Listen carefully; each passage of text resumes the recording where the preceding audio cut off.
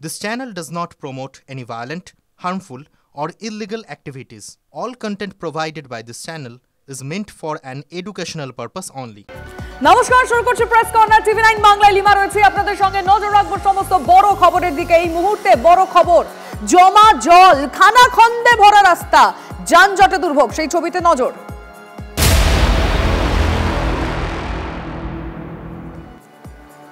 জল যন্ত্রণায় দিকে দিকে ক্ষোভের আগুন, সেই ছবি এবার সামনে রাখবে টিভি9 বাংলা। সল্টলেক সেক্টর 3-তে বিজেপির বিক্ষোভ ঘিরে ধুন্ধুমার, পুলিশের সঙ্গে ধস্তাধস্তি। ছবিটা পিসিআর দেখা দর্শকদেরকে।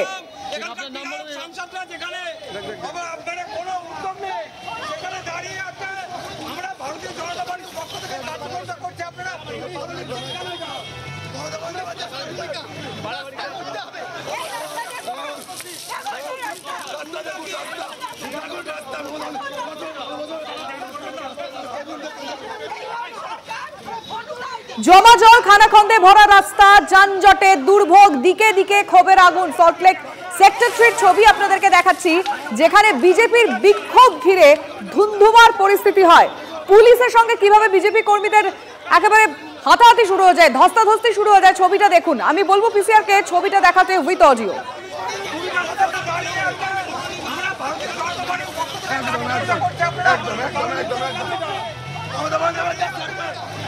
আরে ধর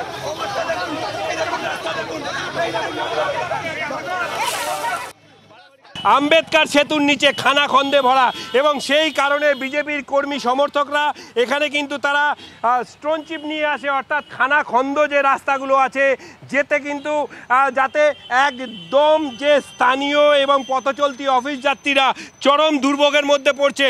এই মুহূর্তে একটু দেখাবার চেষ্টা করি। এই মুহূর্তে বিজেপির কর্মী সমর্থকরা তারা কিন্তু এসছেন, তারা কিন্তু রাস্তার ওপর বসে পড়েছেন, এবং তাদের সঙ্গে পুলিশের এক প্রকার ধস্তাধস্তি হয়। তাদের বেশ কয়েকজনকে আটক করেও নিয়ে গেছে দক্ষিণ বিধাননগর থানার পুলিশ। বিজেপির মহিলা কর্মী সমর্থকদের এক প্রকার জোর করে চ্যাংদোলা করে কিন্তু রাস্তা থেকে সরিয়ে নিয়ে যাচ্ছেন, এবং তাদের যেটা দাবি যে পুলিশ প্রশাসন অতি সক্রিয়, অর্থাৎ তারা যে রাস্তার যে কঙ্কালসার চেহারা, সেই চেহারার জন্য নাজেহাল শহরবাসী। আমাদের দাবি জনগণকে সেবা দিতে হবে। রাস্তা থেকে শুরু করে বেহাল রাস্তার অবস্থা, জল নিকাশি করতে হবে। সুতরাং এই দাবি নিয়ে দেখুন পুলিশ কি তৎপর আজকে, অথচ পুলিশ হসপিটাল বলে নয়, যেখানেই যাব সেখানেই পুলিশ কিন্তু দেখুন। আমি তো ফুটপাতে, আমাকে ধরছে কেন? রাস্তা নিয়ে প্রতিবাদ করা যাবে না? আপনি বলুন তো, রাস্তা নিয়ে প্রতিবাদ করা যাবে না?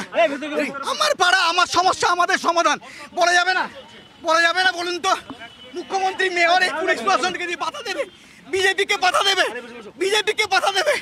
লড়াই করছে বিজেপি মানুষের জন্য। হাওড়া ছবি এবার হাবড়ায়। জলমগ্ন হাবড়ার বিভিন্ন জায়গা, প্রতিবাদে বিক্ষোভ বাসিন্দাদের, পুলিশের সঙ্গে ধস্তাধস্তি সেখানেও। ছবিটা এবার।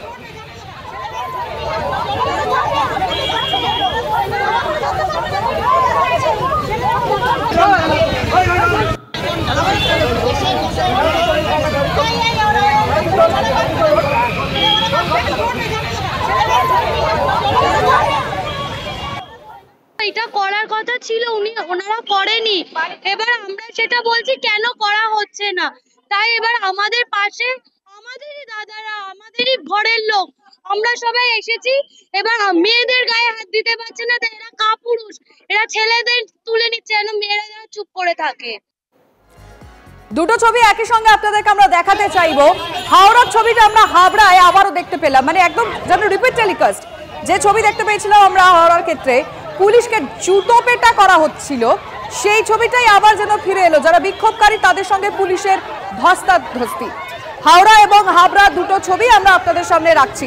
হাওড়ার ছবিটা রিপিট হলো এবার হাবড়ার ক্ষেত্রে। সেখানেও প্রতিবাদ করছিলেন, বিক্ষোভ দেখাচ্ছিলেন, আন্দোলনকারীদের সঙ্গে পুলিশের ধস্তাধস্তি বাঁধে। হাওড়ায় যেটা আমরা দেখেছিলাম, পাল্টা পুলিশকে জুতো পেটা করে বিক্ষোভকারীরা।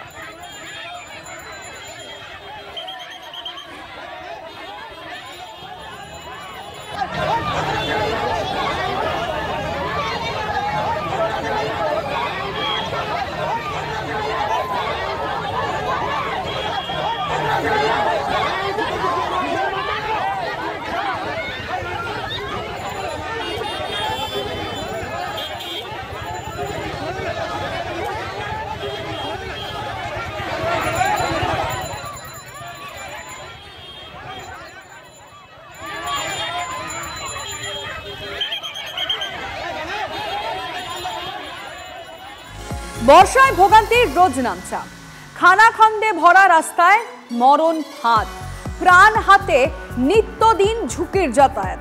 কলকাতা থেকে শহরতলি, উত্তর 24 পরগনা, সব ছবি আমাদের রিপোর্টাররা আপনাদেরকে দেখাবে। বেলঘড়িয়া এক্সপ্রেসওয়ে অত্যন্ত গুরুত্বপূর্ণ একটা রাস্তার অবস্থা দেখবেন, বাইপাসের অবস্থা দেখবেন, বেহালার অবস্থা দেখবেন, সব ছবি দেখাবেন আমাদের রিপোর্টাররা। তিনজনই এই মুহূর্তে আমাদের সঙ্গে লাইভ রয়েছেন আপনাদেরকে সেই ছবি, বাস্তব ছবিটা দেখানোর জন্য। সৌভিক রয়েছেন, সুমন রয়েছে, অনন্ত রয়েছে।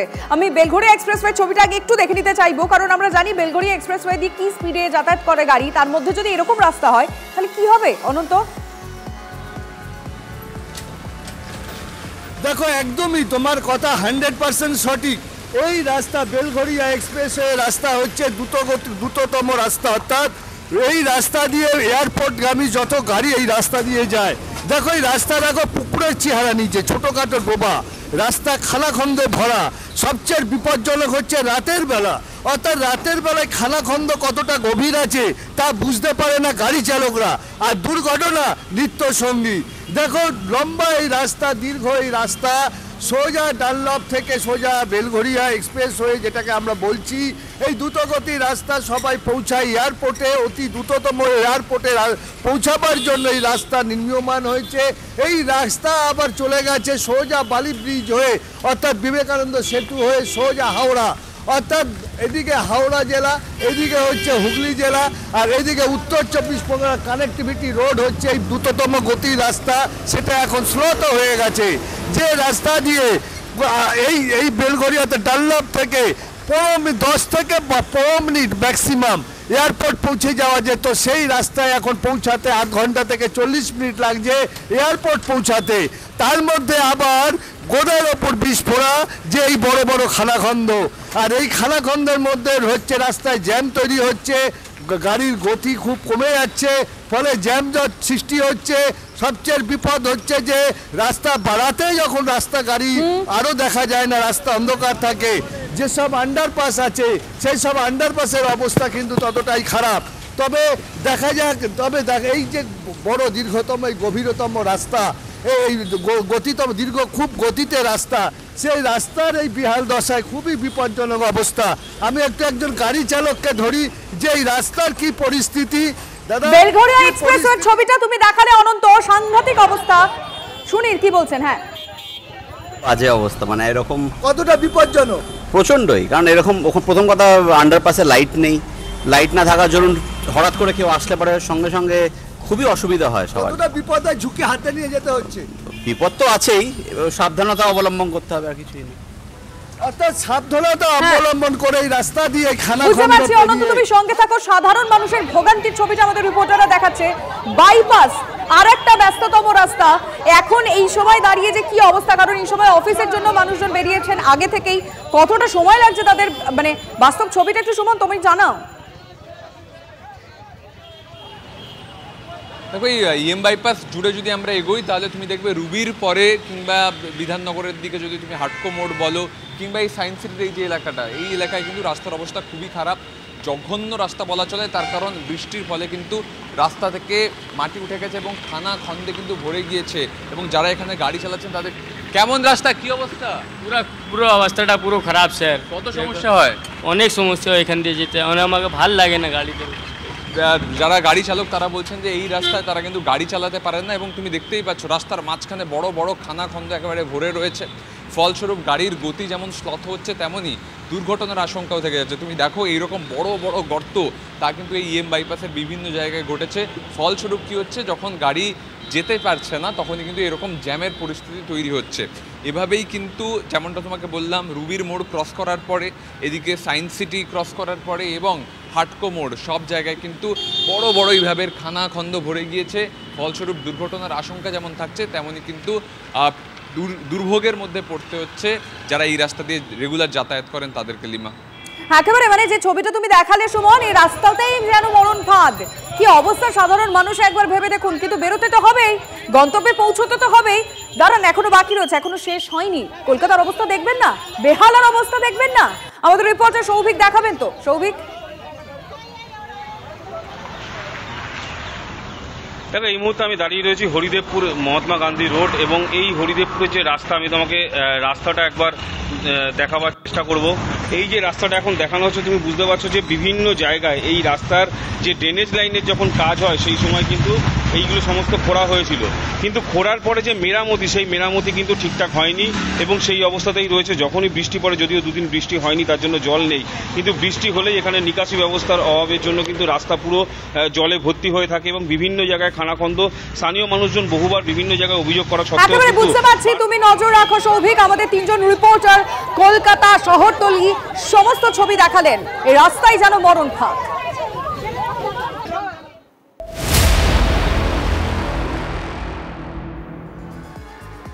গতকাল ফাটল, আজ সম্পূর্ণভাবে ভেঙে গেছে তিলপাড়া ব্যারেজের নিচে থাকা একটি ওয়াটার ডিভাইডার। ফাটল দেখা দিয়েছে নতুন করে আরো বেশ কয়েকটি ওয়াটার ডিভাইডারে। টানা বৃষ্টিতে জল বাড়ছে ময়ূরাক্ষী নদীতে, জলের চাপে আরো খারাপ হচ্ছে ব্যারেজের ভাঙা অংশ। আরো বসে গিয়েছে তিলপাড়া ব্যারেজের নিচে থাকা ডাউন স্ট্রিমের কংক্রিট। যুদ্ধকালীন তৎপরতায় সকাল থেকে শুরু হয়েছে ব্যারেজ সংস্কারের কাজ। ব্রিজের উপর যান নিয়ন্ত্রণ করছে পুলিশ।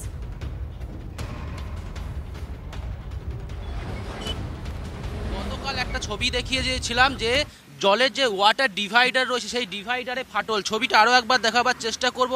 আজ কিন্তু আর সেই ফাটলটা একেবারে ভেঙে চুরে ওয়াটার ডিভাইডার যেটা রয়েছে সেটা সম্পূর্ণভাবে ভেঙে গিয়েছে। গতকাল সন্ধ্যায় জেলাশাসক এখানে এসে বললেন যে ব্রিজের অবস্থা খুবই খারাপ, ছবিটা যেন সেই কথাই বলছে। গতকালের থেকে আজকে ছবিটা কিন্তু একেবারে অনেকটাই পরিবর্তন হয়েছে। পাশাপাশি যে ওয়াটার ডিভাইডারের নিচে যে ডাউন স্ট্রিম রয়েছে কংক্রিটের, সেটাও কিন্তু আরও অনেকটা নিচে নেমে গেছে। অর্থাৎ এই যে তিলপাড়া ব্যারেজ সেটা যে একেবারেই বিপজ্জনক অবস্থায় রয়েছে, কিন্তু সেই ছবি কিন্তু সেই কথা বলছে। পাশাপাশি যুদ্ধকালীন তৎপরতায় কিন্তু কাজ শুরু হয়েছে ব্রিজ মেরামতির জন্য। জেসিবি মেশিন সেখানে লাগানো হয়েছে, সেখানে কি যুদ্ধকালীন তৎপরতায় কাজ শুরু করে দেওয়া হয়েছে যাতে এর থেকে বেশি খারাপ পরিস্থিতি এই ব্রিজের আর না হয় নতুন করে, সেই কাজ কিন্তু ইতিমধ্যে শুরু করা হয়েছে। আরও একটা ছবি দেখাবার চেষ্টা করব, ওপরের ছবিটা যেই রাস্তা দিয়ে ব্রিজে বড় বড় ভারী যানবাহন যাতায়াত করতো সেই যানবাহন কিন্তু একেবারে বন্ধ করে দেওয়া হয়েছে। সাধারণ মানুষ পায়ে হেঁটে ব্রিজ ক্রস করছে। ব্রিজের দুই পাশে বাস দাঁড়িয়ে থাকছে, ব্রিজের ওপর বাস উঠতে দেওয়া হচ্ছে না, কোনো লরি উঠতে দেওয়া হচ্ছে না, শুধুমাত্র ছোট 4 চাকা গাড়ি যাতায়াত করছে। এছাড়াও বাঁদিকে একটা ছবি দেখাবার চেষ্টা করবো যে কতটা জরাজীর্ণ অবস্থা হলে ব্রিজের এই অবস্থা হতে পারে। যে গার্ডওয়ালের ছবি দেখাবার চেষ্টা করব, গার্ডওয়ালও কিন্তু একেবারে ভেঙে গিয়েছে, যে কোনো সময় হুড়মুড়িয়ে ধস নেমে যেতে পারে এই গার্ডওয়ালে, এবং তার নিচে যে গার্ডওয়াল ক্ষত সেটাকে সারানোর চেষ্টা করা হচ্ছে। সব মিলিয়ে কিন্তু এই মুহূর্তে তিলপাড়া ব্যারেজের একেবারে ভয়ঙ্কর পরিস্থিতি তৈরি হয়েছে। একদিকে যেমন এই ডাউনস্ট্রিম, সেই ডাউনস্ট্রিম যেমন একদিকে ঝুলে রয়েছে, একেবারে সম্পূর্ণভাবে ঝুলে গেছে, জল বন্ধ করে দেওয়া হয়েছে, অন্য গেট দিয়ে জল পারাপার করা হচ্ছে। একদিকে গার্ডওয়াল ভেঙে গেছে, ডাউনস্ট্রিমের পাশে থাকা যে ওয়াটার ডিভাইডার সেটা পর্যন্ত ভেঙে গেছে। সব মিলিয়ে কিন্তু এই মুহূর্তে ভয়ঙ্কর পরিস্থিতি এই তিলপাড়া ব্যারেজের। যুদ্ধকালীন তৎপরতায় শুরু করা হয়েছে সেজন্যই কাজ। জলবন্দী পানিহাটি হাসপাতাল, পানিহাটি হাসপাতালে পানিতেই হাঁটাহাঁটি। হাসপাতালের ওয়ার্ডে ওয়ার্ডে জল, বৃষ্টিতে জল থই থই, জীবন বাঁচানোর আশ্রয়স্থল। রোগী থেকে ডাক্তার বসে রয়েছেন জলের মধ্যেই। পোকামাকড় থেকে সাপের উপদ্রবের ভয় সিটিয়ে রোগী ও তার পরিজনেরা। হাসপাতালে জমা জলে ডেঙ্গি মশার আতুর ঘর। ক্ষুব্ধ নার্সিং স্টাফ থেকে অন্যান্য স্বাস্থ্যকর্মীরা। পুরো জলবন্দী পানিহাটি স্টেট জেনারেল হসপিটালে রোগীরা, পুরো জলের মধ্যেই ডিউটি করতে হচ্ছে স্বাস্থ্যকর্মীদের। প্রতি মুহূর্তেই রয়েছে বিপদের ঝুঁকি, দিনের থেকে রাতের ঝুঁকি আরও ভয়ানক। সাপ কোপ পোকামাকড় ঢুকে পড়ছে ওয়ার্ডে ওয়ার্ডে। আতঙ্কিত রোগীর পরিবাররা, কবে এই জলোচ্ছ্বাস কাটবে তা নিয়েই চিন্তায় হাসপাতালের রোগী থেকে হাসপাতালের কর্মীরা। পানিহাটি স্টেট জেনারেল হসপিটাল থেকে বিশ্বজিতের সঙ্গে অনন্ত চট্টোপাধ্যায়, TV9 বাংলা। সব ওয়ার্ডেই জল আছে, মেডিকেল ওয়ার্ড, ম্যাটারনিটি ওয়ার্ড, সব জায়গাতেই আছে। এখান থেকে তো দেখতে পাচ্ছেন ভরে গেছে জলে। ওপিডিটা ছাড়া প্রত্যেকটা ওয়ার্ডেই আছে জল। এখন ইনফেকশন ছড়াবে, প্রচণ্ড গন্ধ, স্ট্যাগনেন্ট ওয়াটার, প্রচণ্ড গন্ধ। সবচেয়ে সমস্যা কোথায়? ম্যাটারনিটি ওয়ার্ডে। ম্যাটারনিটি ওয়ার্ডে তো বটেই, বাচ্চা ছোট মায়েরা পড়ে যেতে পারে, যে কোনো সময় প্রেগনেন্ট মায়েরা স্লিপ করতে পারে। মায়েরা জলের মধ্যে থাকলে তারপরে অল টাইম জলটা ভেপোরাইজ হচ্ছে, মায়েদের ঠান্ডা লাগছে, সর্দি লাগছে। টানা বৃষ্টিতে জলমগ্ন হাবড়া পুরসভার প্রায় সবকটি ওয়ার্ড। জল যন্ত্রণায় জেরবার বাসিন্দারা। কোটি কোটি টাকা ব্যয় করে বুস্টার পাম্প বসানো হলেও কাজ হচ্ছে কোথায়? প্রশ্ন ওয়ার্ডবাসী। এমন অবস্থা, বাড়ি থেকে বেরোনোর জন্য ভরসা বাঁশের সাঁকো। জনপ্রতিনিধিদের ভূমিকা নিয়েও ক্ষোভ বাসিন্দাদের মধ্যে। নিকাশি সমস্যার কারণে ভোগান্তি, দ্রুত শুরু হবে কাজ, আশ্বাস পুর চেয়ারম্যানের। হাবড়ায় প্রায় তৃণমূল কংগ্রেস পৌরসভা থেকে 20 বছরের উপরে ক্ষমতায় আছে, বিধানসভায় 2011 থেকে আছে, লোকসভায় 2009 থেকে আছে, কিন্তু হাবড়ার জল নিকাশি ব্যবস্থা একদম নিম্ননীয়, একদম নিম্ননীয়। আমাদের একটা ড্রেনের ব্যবস্থা করে দিয়ে জলটা নামানোর ব্যবস্থা করে দিতে হবে, এটাই করতে চাই, আর কিছু না, শুধু জলটাই আমাদের সরাই দিতে চাই। খুবই সমস্যা, রাস্তা তো হাঁটু অব্দি জল, আমাদের যেতে অসুবিধা হয়, বাইরে সবাই কাজে যেতে খুবই অসুবিধা হচ্ছে। যোগ মানে সাপ ব্যাং সবই আসছে ঘরে। এটা আপনাদের কত নম্বর ওয়ার্ড? এটা 1 নম্বর ওয়ার্ড। কাউন্সিলর একবারও আসেনি? না না, একবারও আসেনি। আমাদের এইখানে জল প্রায় 1 মাস ধরে, আর 15 দিন ধরে মোটামুটি টোটো, সাইকেল, ভ্যান কিছু চলতে পারছে না। মোটর জলে ডুবে যাচ্ছে, মোটর পুড়ে যাচ্ছে। লোকের এখানকার বাসিন্দাদের খুবই প্রবলেম আর খুবই অসুবিধা চলছে। বৃষ্টিটা মানে একদম অতি বর্ষণ, যেটা আমাদের 2000 সালের পরে এত বৃষ্টি কন্টিনিউয়াস আমাদের হয়নি। এমন কতগুলো জায়গা রয়েছে যেগুলো খুব নিচু জায়গা, যেখান থেকে জলটাকে বের করে যে লিফটিং করে অন্য জায়গায় ফেলবো, সেই জায়গাটা পাওয়া যাচ্ছে না। তাতে আমাদের যদি আজকে রোদ আছে, যদি আগামীকালকের মধ্যে রোদ থাকে, তাহলে আশা করছি সমস্তটা জলটাকে নামিয়ে দিতে পারবো। সবাই ধানি জমি কিনে সবাই নিচু জায়গায় জনবসতি তৈরি হয়েছে। স্বাভাবিক কারণে ড্রেনেজ সিস্টেমটা ধাপে ধাপে আমাদের তৈরি হচ্ছে। 24টা ওয়ার্ডের জন্য একটা সেন্ট্রাল ড্রেন প্রজেক্ট আমাদের ডিপিআর তৈরি করে জমা হয়েছে। আমরা আশা করছি এটাকে খুব তাড়াতাড়ি করতে পারবো। জলবন্দী বাঁকুড়ার ইন্দাস, ডুবে রাস্তাঘাট, রাস্তা ডুবে যাওয়ায় বিচ্ছিন্ন হয়েছে যোগাযোগ। টানা বৃষ্টিতে ফুলে ফেঁপে উঠেছে বাঁকুড়ার একাধিক খাল, খালের জল উঠছে বন্যা পরিস্থিতি এলাকায়, ভেঙে পড়েছে একাধিক কাঁচা বাড়ি, ব্যাহত জনজীবন।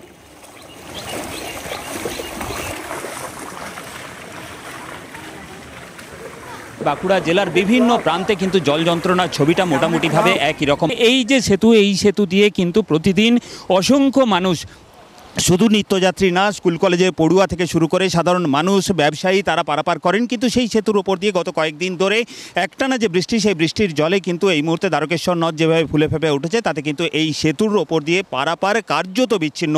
যারা দু একজন নিতান্ত প্রয়োজনে এই সেতু পারাপার করছেন, সেই তারাও কিন্তু জীবনের ঝুঁকি নিয়ে পারাপার করছেন। তবে শুধুমাত্র এই সেতুই নয়, তারা পাশাপাশি বাঁকুড়া জেলার ওপর, বাঁকুড়া জেলার দ্বারকেশ্বর নদের ওপর থাকা আরও একাধিক সেতু, সেগুলি জলের তলায় রয়েছে। ভাদুল সেতু জলের তলায় রয়েছে, মিনাপুর সেতু জলের তলায় রয়েছে।